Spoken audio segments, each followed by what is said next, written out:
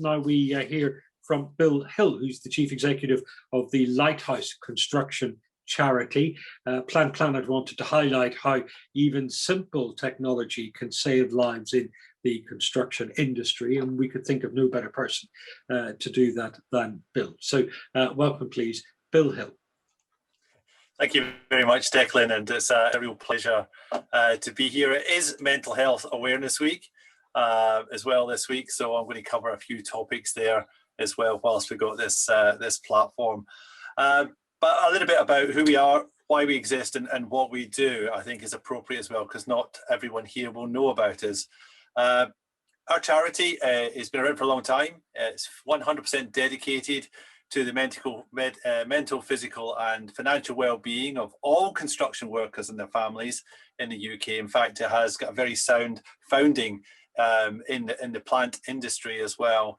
I won't go into the legend of how it all started, but let's say a group of senior people were thinking it was a good idea in 1956, probably had a few pints, came out and saw a lighthouse and said, let's create a charity that will be a beacon of hope to everyone in the industry. Because back in 1956, we were losing 200 people a year on our construction sites to fatalities.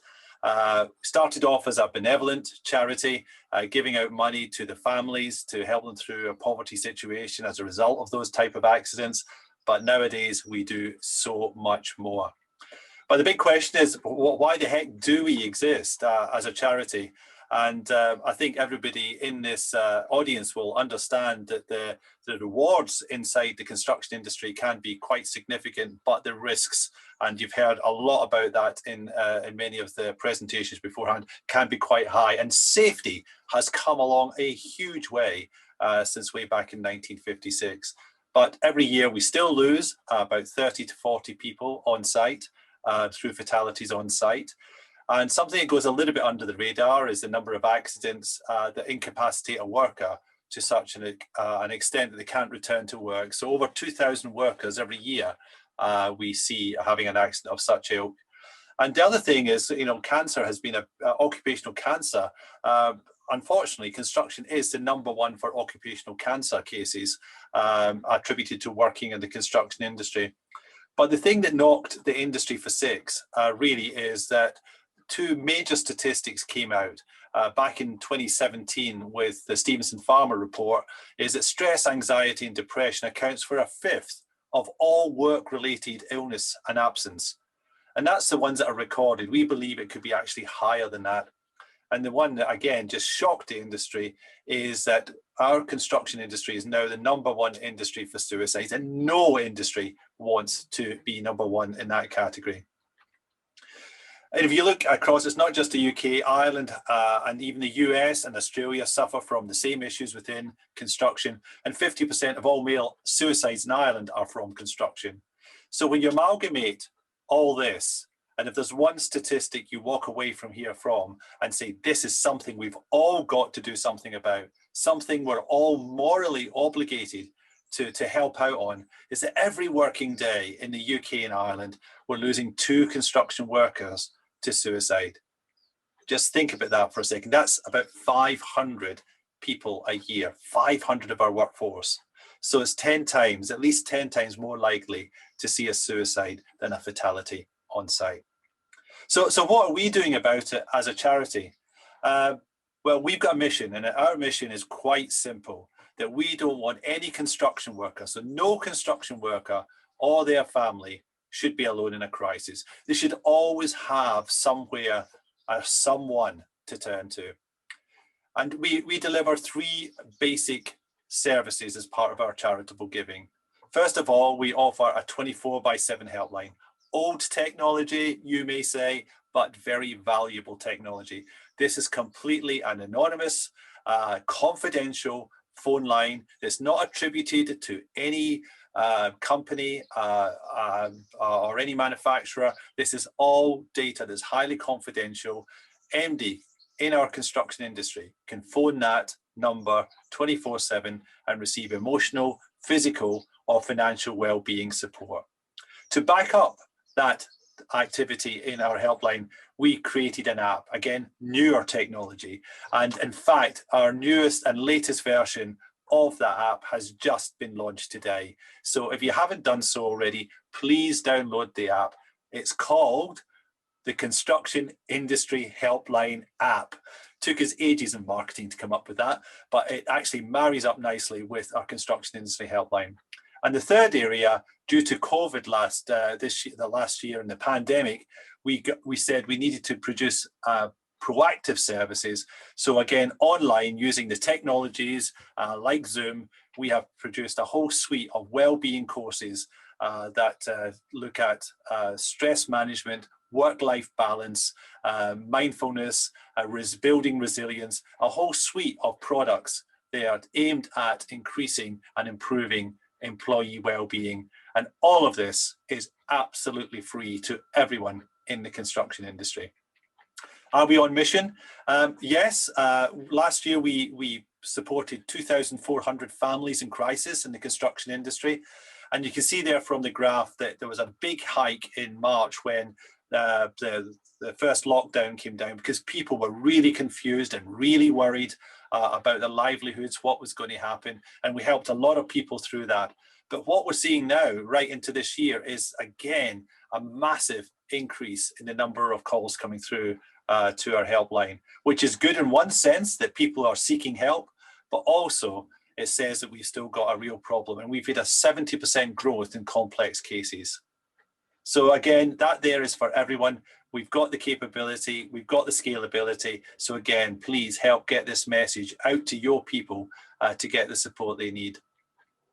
The little app, again, absolutely doing brilliantly. There's over 3,000 pathways to help and support inside this app. We've curated a lot of information and made it available to everybody. Again, it's a free downloadable app from both of the app stores, and launched today is support for mental health first aiders in there, because we've done a lot of work with creating a lot of mental health first aiders into the construction industry. And now they've got a button here on that app so they can get support, because they are carrying the emotional weight of the industry. So now they've got somewhere to turn to get decompression, help and support as well. And I'll talk about the latest Mind Builder project, which is a hugely exciting project, in just a moment. From a training point of view, again, these training courses are all absolutely free. If you go onto our website, you can register for these courses. They're all available remotely on Zoom, 45 minutes long, and will give you some really golden nuggets to take away to help work-life balance, coping with stress, looking at financial well-being. But also we're offering the mental health first aid aware courses to black hats and supervisors, which is a half-day course, that's free. And also mental health first aiders, the 2-day course is absolutely free as well. So there are spaces available on our scheduled courses, and please take advantage of that for your organizations. We're trying to drop all the barriers to entry to getting this type of help and support into your workforce. Have we got challenges ahead? Well, yes. And our biggest challenge will be, for some of you, you've never heard of us. And hopefully now with this presentation, you will take away the content and hopefully look and see how you can deploy and get this communication out to your teams. But the bottom line is, if people don't know we are there for them, we simply cannot support them. And one of the things that gives us no pleasure at all is to hear that something has happened, and we have dealt with cases where we're looking after the family, but the individual who has decided to end their life did not know we were there for them. And I'm not saying that we can, turn them around or maybe stop that suicide happening, but gosh, we will have a damn good effort of trying to resolve the problems that are running in that person's mind and help the turnaround situation. What we've launched this week in Mental Health Awareness Week is a huge campaign, and please, I implore as many of you as you can to join this campaign and get this awareness out there to your workforce. It's called Help Inside the Hard Hat. It's quite a strong message. It's saying our industry is physically and mentally tough, but together with our partners, we'll work night and day so that you are a worker that needs support. We're always here to help inside the hard hat. And this whole campaign manifests itself in magical colour to give a little bit of hope to the industry. And the messages are very strong. He was the joker the one who made everyone on site cry with laughter.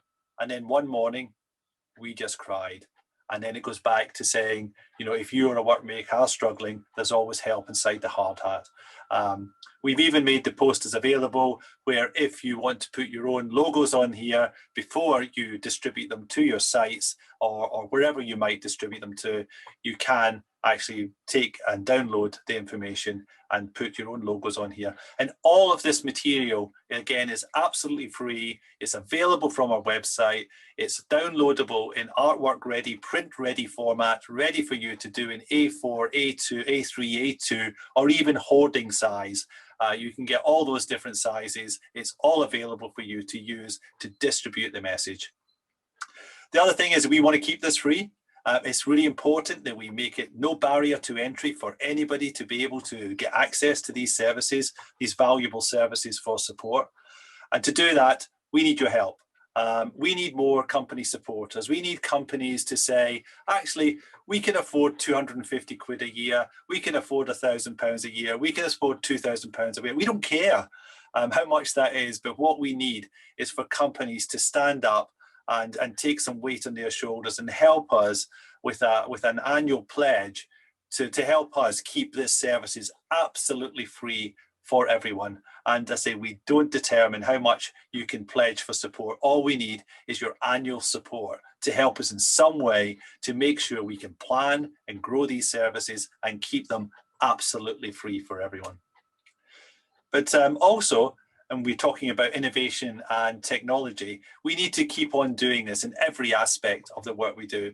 And we are just launching a major program. Last week, we launched Mind Builder as a major program. It's an 18-month technical project to make well-being information, advice and guidance for everyone absolutely available. High quality e-learning for everyone in the construction sector.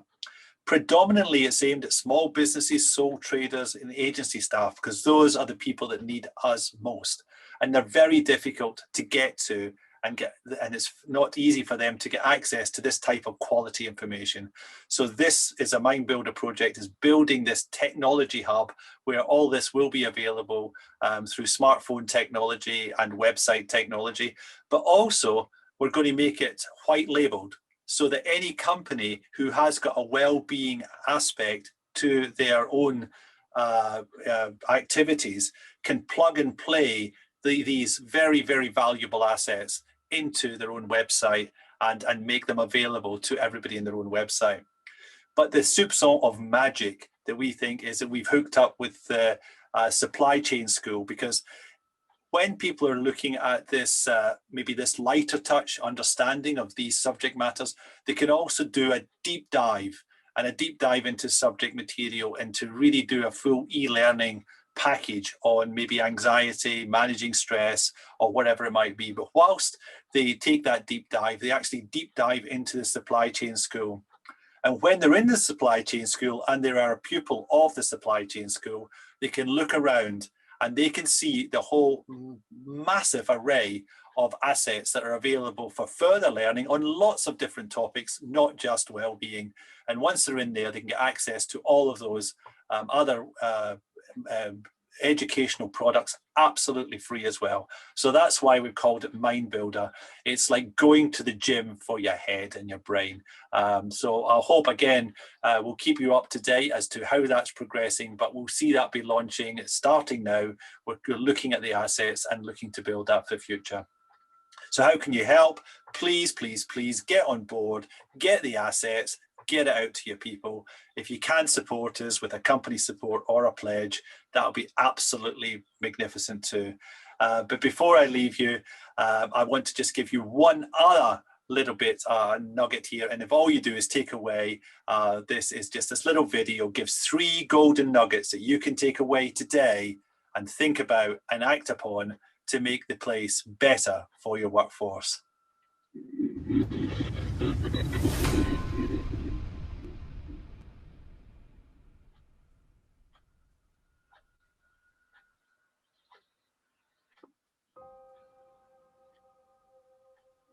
Yeah, mate. Job's brilliant. It's going really well.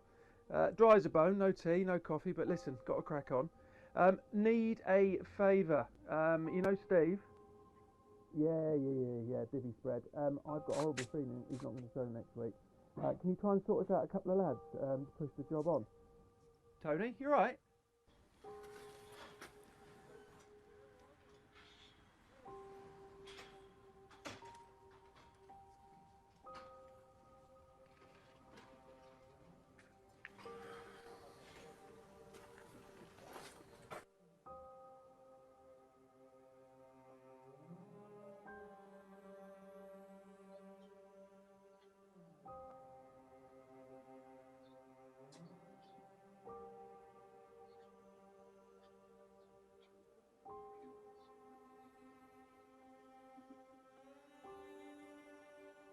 How am I supposed to pay the mortgage?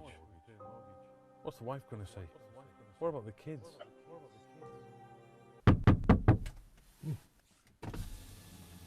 Got your reply from the chippy, mate? Mate, you're right. You don't seem yourself. I'm a bit worried. Actually, no, I'm not, mate. I'm struggling financially. Right now, our human spirit is being tested to the limit. So if you see somebody struggling, don't stand on the sidelines. Follow these 3 simple steps. Number 1, ask twice. You often get a different answer second time round. Number 2, listen, non-judgmentally. Sometimes it only needs a sympathetic ear. Number 3, always be kind. Spontaneous acts of kindness can give people a real lift, and it makes you feel good too. You could be a lifesaver today. All it takes is someone to notice and care.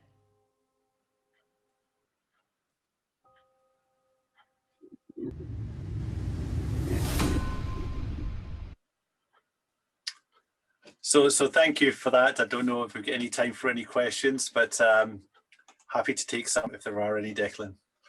Bill, thank you very much for that thought-provoking presentation. Some really shocking figures and findings in that research. Lots of requests for practical information that can be used in a practical way. George asks, are there any specific signs that can lead to recognizing signs of poor mental health in the workplace? We saw a little illustration of it there in that video, in fact. Is what are the warning signs? What to look out for? The big things to look out for is change. And that's quite difficult in the construction industry when you've got such a transient labour force. But what you're really looking for, if somebody is normally ebullient and happy and lucky and just looking great and just participating in everything, and then they start changing that change, there's something happening there in the background. So you're always looking for change or in somebody, the way they normally operate, and that's one of the key things that you can look for. Somebody who normally volunteers for stuff suddenly doesn't start volunteering for stuff. They could be stressed. That's the sort of type thing you're looking at. So the early warning signals. But again, we've got some, that mental health awareness course, half-day course, is all tuned into that, and it gives you that. If you're a people manager, it gives you some soft skills to just identify those trigger points. And we've all got some sort of radar that can tell as well. We get an intuition. Females have got more intuition than we have as males, but we've got it too. We just need to grow it. And the other side of that question, this is from Maisie, asking if there are behaviors that we need to change, if there's language we need to avoid using, behaviors that we need to stop to try and create a kinder workplace for everyone. You've hit the nail on the head, Daisy. That's the cultural change inside construction is going to be a long road to go down, and construction is 87% male dominated. And unfortunately, the male has some very unfortunate and unhelpful stoic beliefs around certain subject matters that all need to be brought into some sort of change management process to help that through the other side. And it would help a lot if there were more females in construction as well, and there was a better balance as well, because you'd see a different culture change coming through. But that's the big road that we're on, Declan, and I think that's it'll see our lifetimes out, I'm sure. but it's got to change to make it a better place, not just for now, but for the next generation coming in. And this is recapping on one or two things that you've mentioned already, but it's worth emphasizing them. Lucy asks, can you recommend any methods that have helped increase mental health in particular? How do you build things like resilience? Well, there's lots of coping strategies around resilience and building resilience. I say there's a lovely little workshop we run. It is about building resilience. Again, it's a 45-minute, golden nugget discussion that we don't have time for here. But there are methods and coping strategies. Now, I implore you to download the app. The app's just full of information about building resilience, how to handle anxiety, coping strategies, how to measure how anxious you are. And ultimately, if you need help, it gives you the button to push to say, I need help for this, and it'll give you a button to push and help you on your way. But I'd also implore that they go to the website, look for the course, get on that 45 minutes, and hopefully pick up some golden nuggets that are going to help them grow themselves in the future. So that's the one thing that anyone watching this can do today, is download that app. Give us the name of the app again so we know what we're looking for. Yep, it marries up with our helpline. It's called the Construction Industry Helpline. You will find it on both the Play stores. Bill Hill, thank you so much for your time and for giving us so much to think about today. That's Bill Hill. He's the Chief Executive of the Lighthouse Construction Charity.